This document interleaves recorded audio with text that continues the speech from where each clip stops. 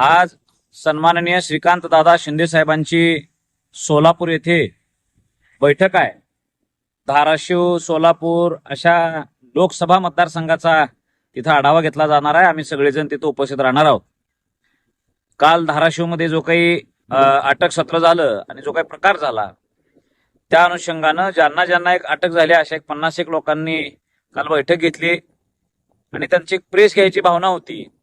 परंतु मी त्यांना सगळ्यांना सांगितलं, विनंती केली की कुणीही शिंदे साहेबांचा आदेश डावलायचा नाही। सन्माननीय एकनाथ शिंदे साहेबांनी असा आदेश दिलाय, कुणीही बाहेर बोलू नका, जे काही आहे ते माझ्यापाशी बोला।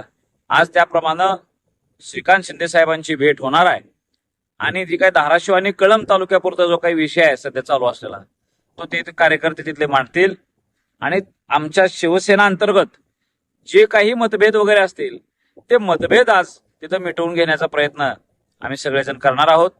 शिवसेना पक्ष हा एक राहिला पाहिजे, एकसंध राहिला पाहिजे, यासाठी मी मागच्या काही काळापासून भूमिका घेतलेली आहे। सगळे गट तट एकत्र केलेले आहेत। आताही आम्ही त्या गोष्टीमध्ये यशस्वी राहू असा आम्हाला विश्वास आहे।